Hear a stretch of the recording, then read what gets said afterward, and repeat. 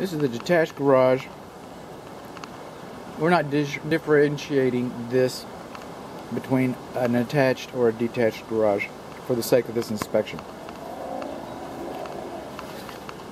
We're on the east side of the garage, and that wood right there is conducive to wood destroying insects. That block of wood should have been removed. This is a fiberboard wall system. Nail holes, little penetrations like that should be sealed. There's some vertical trim board here. There's some broken vertical trim board right up there.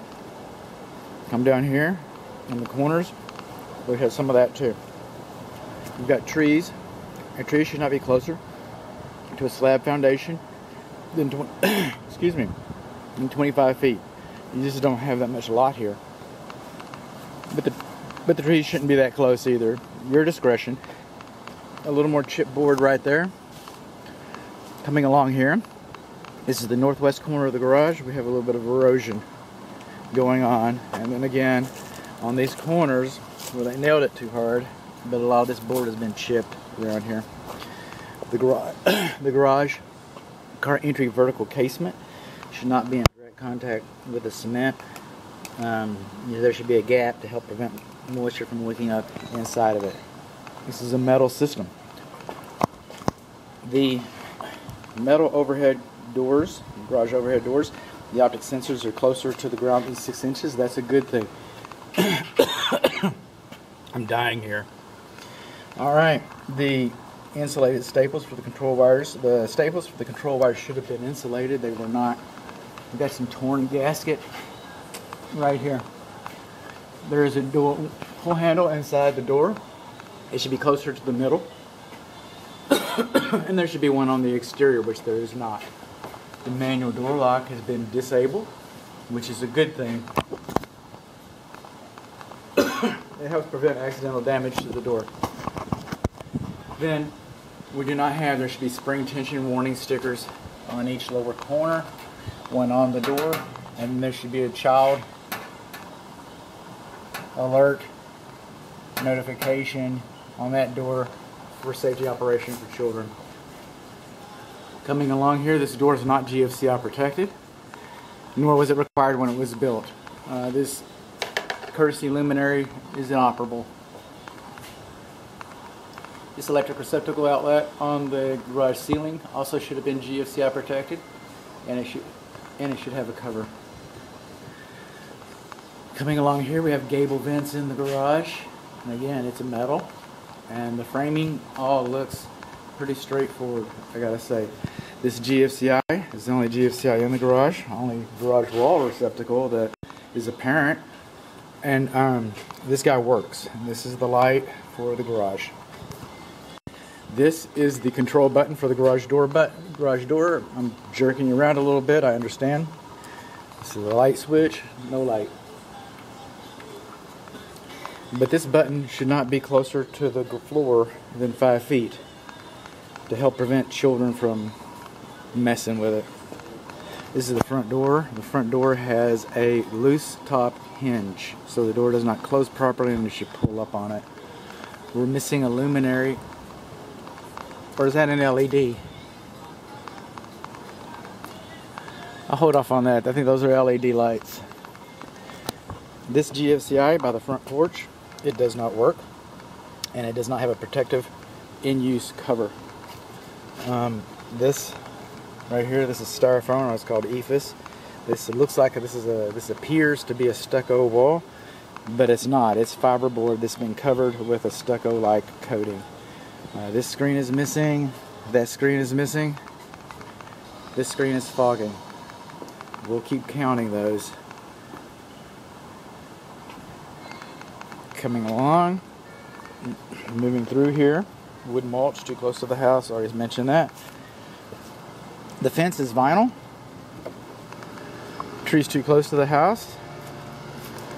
Some erosion along. That would make this the west wall. Some erosion along the west wall. There's only one exterior water faucet. And that exterior water faucet, okay, the water pressure at this faucet is 60 psi, and that's acceptable. Electric power, the meter is on the south west side of the structure. It's below grade. The grounding rod is not properly buried, and we only have a single ground apparent here, which when this structure was built, that was acceptable. If this structure was built today, that wouldn't be the case. We'd have two, but it wasn't built today.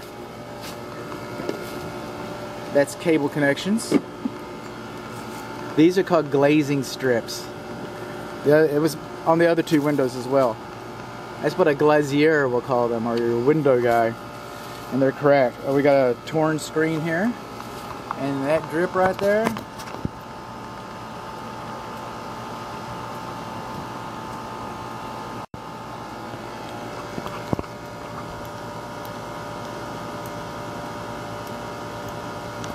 That drip is from your secondary emergency drain line.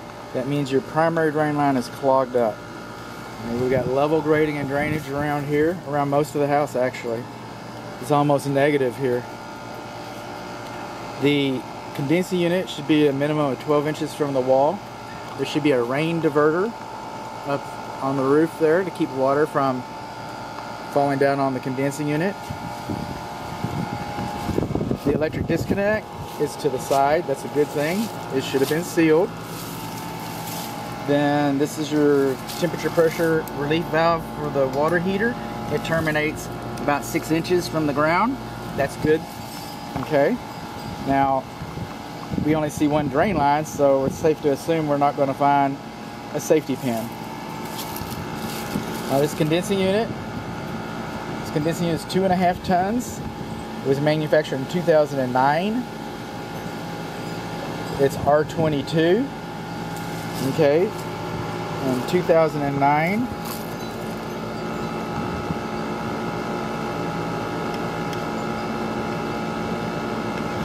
It's 11 years old. Is that right? It is. It's 11 years old.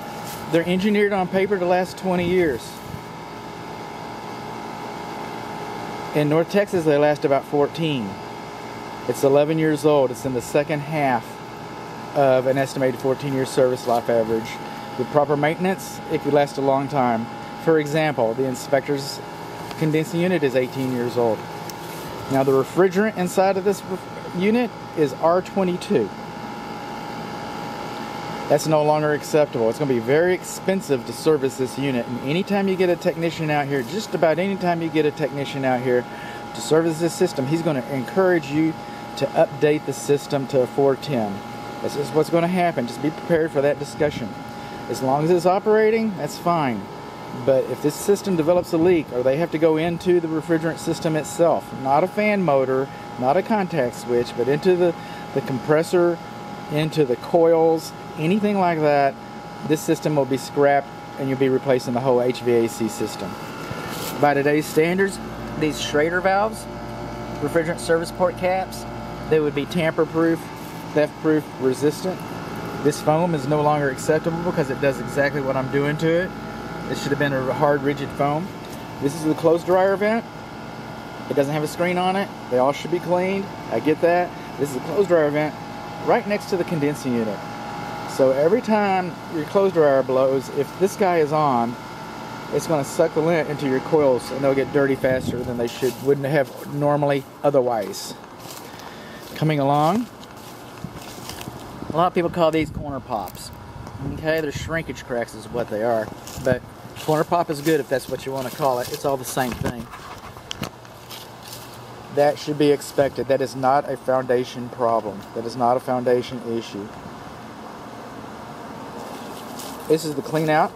I would expect to see a double clean out, but it's a clean out all the same. This is the sewer clean out for the house. It's on the back side of the house. The house faces north. It's on the back south side of the house. Coming along, I can see that we have gable vents here. All right. Coming along here. This is too bright. I might have to find a different area. Okay, we'll do that. The topic will not go unaddressed. Okay, these little holes right here, that tells me this is a post-tension slab. So it's a post-tension slab, metal frame. This is a good one. some more things. Let's just zoom in here a little bit. You can see the tree branch over here already starting to do some damage to the roof. And then these corners, see the way that corner is splayed right there? Now, let's go back a little bit. See the way this edge flashing? See the way it's lapped? Okay?